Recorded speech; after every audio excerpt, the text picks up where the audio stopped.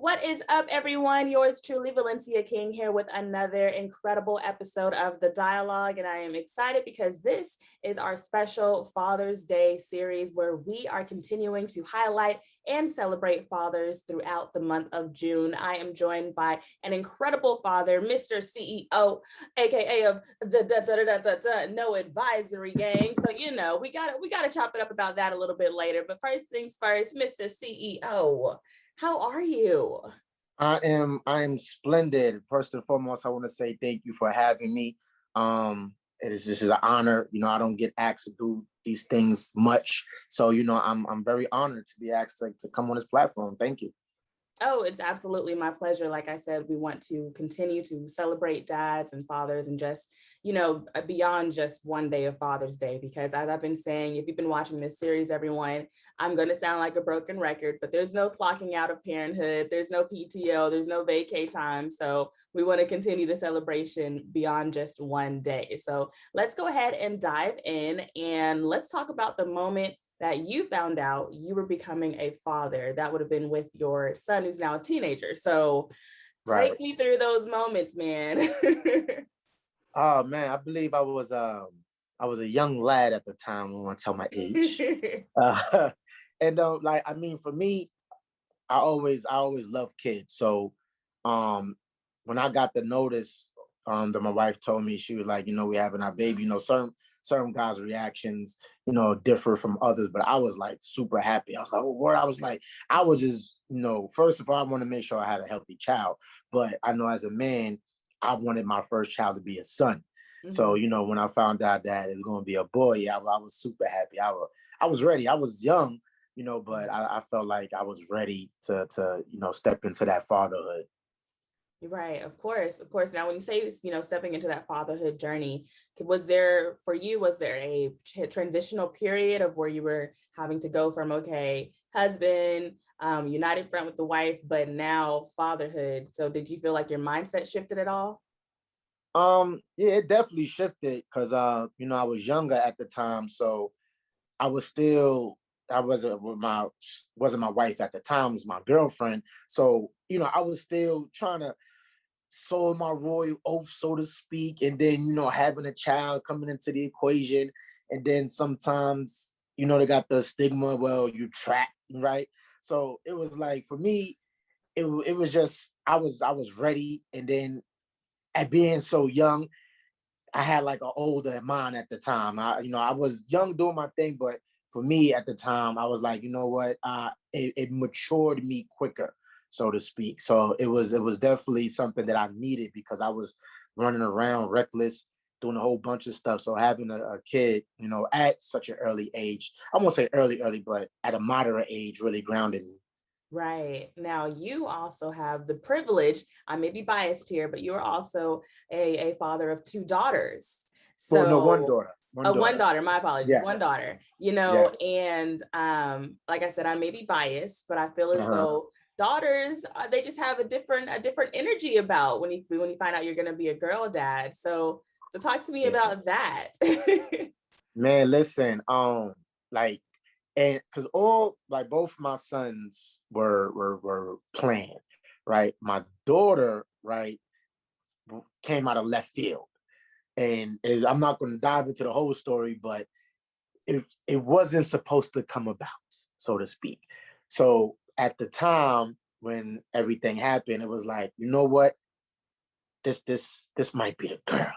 Lo and behold, it was the girl. And it's just go to say an opposite attract. So it's like when a guy has it, like my first son, my first child was a son. I wanted that. But then at the back of my head, I'm like, okay, if I do, I had another son, which I love my two sons dearly. But that girl is just something there because of the opposite attraction. Like I'm super overly protective of her. She's only 4 years old. And then sometimes my wife, she's like a girly girl. So she be doing her makeup here and there, and I see my daughter doing this. I'm like, listen, don't. It's too early for that. But having a girl really, I said earlier, it grounds you. When I had my first child, it super grounded me having a girl. I tell you. Yeah.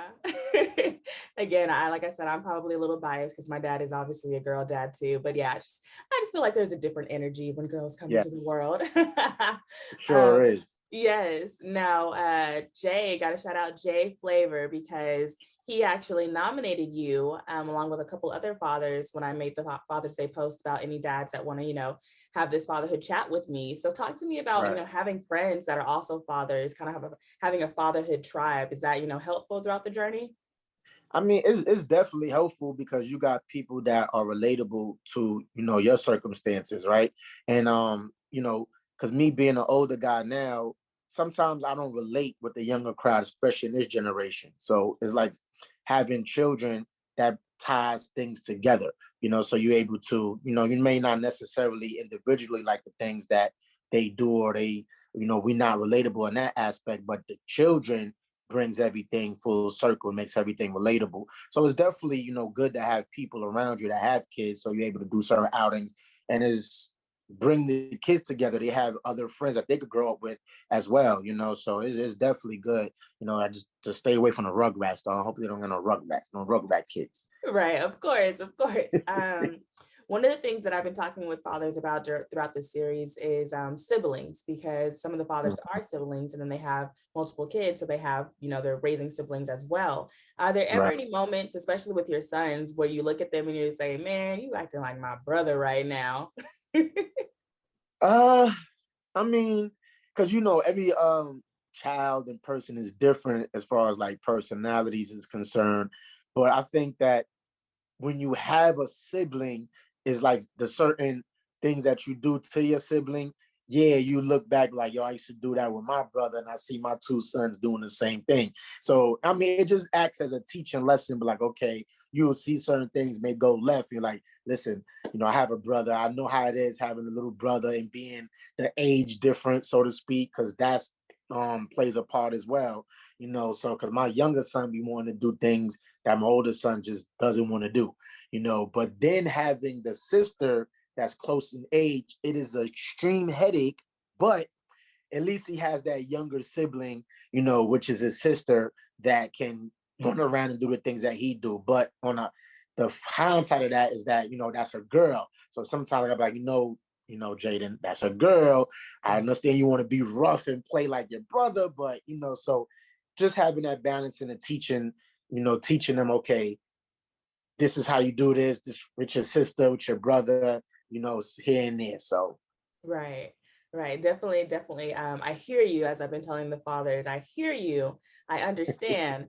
Only child here, so I don't necessarily relate. I can't relate. And so one thing that I know that I mentioned earlier that we're going to get into now is no advisory. As you guys can see, you got the Yes. backdrop with them today. What? Yes, Talk yes. to us about no advisory, and then if there's anything else that you guys have going on that we should be in the know about right now. Yeah, man. Shout out to No Advisory, my whole crew. Jay is one of the hosts on No Advisory. Shout out to my girl Sid, my girl Mookie, my girl Shy.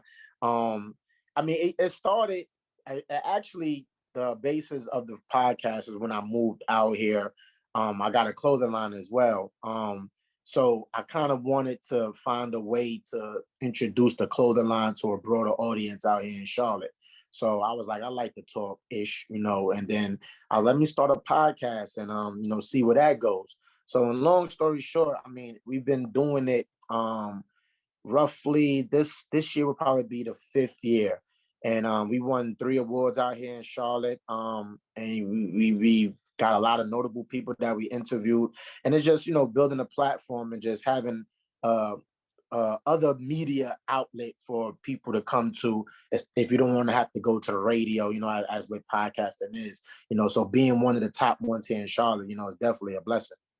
Oh, absolutely. Absolutely. And congratulations on that as well. Fifth Thank year you. Thank coming you. up, awards under the belt, and it's only getting better, only going up Mm-hmm. higher. That is exactly Moving what we love to on. see and hear.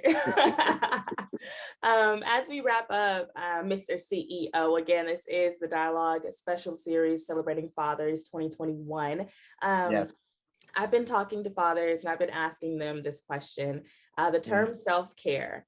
it's a term that I often hear when it comes to moms and just women in general, but it applies to everyone.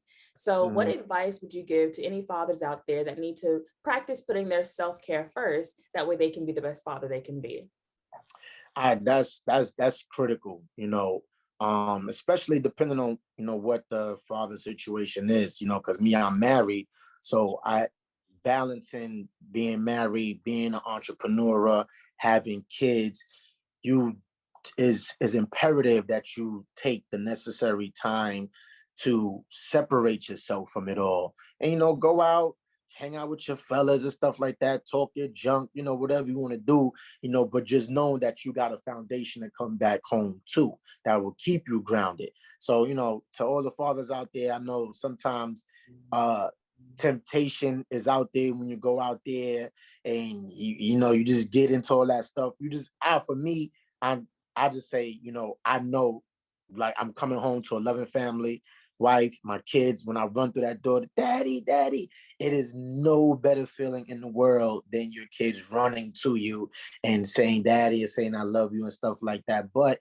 on the flip side of that, it sometimes gets, a bit, especially when you got two kids that are at the same age, and they could constantly get in your head and your ear. You just like, you get frustrated. But that's the times when you go out, take some time for yourself, hang out with the fellas, like I said, talk your stuff, and just relieve yourself of that home stress, I would say.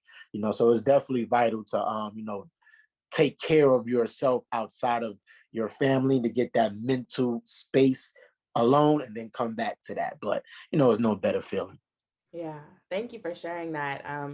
As I've been having these conversations, just hearing different perspectives from fathers about how they make sure that they set that time aside has just been an eye opener. And I feel like a lot of fathers that will be watching can definitely relate. And just, you need those gentle reminders. Okay, like, okay, let me do this, let me do that, let me check in with myself. So I Right. appreciate you sharing that, Mr. CEO.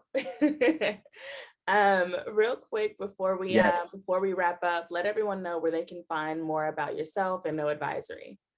Yes, you could definitely. I'll just say Google's your friend. That's my favorite phrase. Google's your friend. You could Google No Advisory Podcast. Everything pops up. But for the guys that don't like to Google, you could check us out on noadvisory.com. And you can check us out on Instagram at No Advisory Podcast or No Advisory CLT. You can also check out my clothing brand, KT Apparel.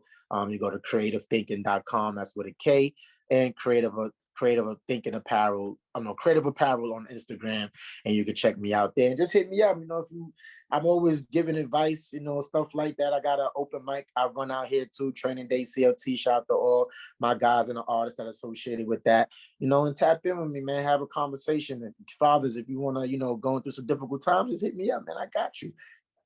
I love it. That's what we need. As the phrase goes, it definitely takes a village. So Sure definitely do. tap in with Mr. CEO and No Advisory, everyone. Thank you so much for the time. Thank you for sharing your Yes. wisdom and your words. Thank you for being a present father in your children's lives and the lives of others as well, because I know you are heavily involved in the community as well. So thank you for Yes. that. Thank you. Again, yes, of course. Again, everyone, I am Valencia King. This is The Dialogue, our special series celebrating fathers. We are celebrating them all month of June, and possibly a little bit after too, because again, you can't clock out of parenthood, all right? It's just not possible. So we want to Right. continue the conversations. Be sure to subscribe to the YouTube channel. Everything you need to find Mr. CEO and No Advisory, if you're not down to Google, will be in the description box down below, so you can find it there as well. Right. Until next And time. Yeah, I just yeah. want to say one thing. I just want to say thank you, Miss King, for this platform, because fathers, more so than none, we don't feel appreciated enough, as well as the mothers. There's a lot of great, I'm not gonna say good, a lot of great fathers out there. So I am deeply appreciative of this platform and allowing me to speak for a lot of the fathers that probably don't have a voice to speak. So I thank you, Miss Valencia King. Oh, my absolute pleasure. Got a shout out to my mom and my dad, who have just been, behind the scenes producing and just, making sure these conversations continue. So it takes a village, and I'm honored to Yes. just have a platform and just share it with you all. So thank you. Yes. That about wraps us up, everyone. I'm Valencia King. This is The Dialogue. Tap in with Mr. CEO of No Advisory. And until next time, take care and tell a father that you know. Tell him Happy Father's Day. I know Father's Day That's is right. past. tell him Happy Father's Day anyway. Right. Appreciate the fathers. Father. Exactly. See you guys next time.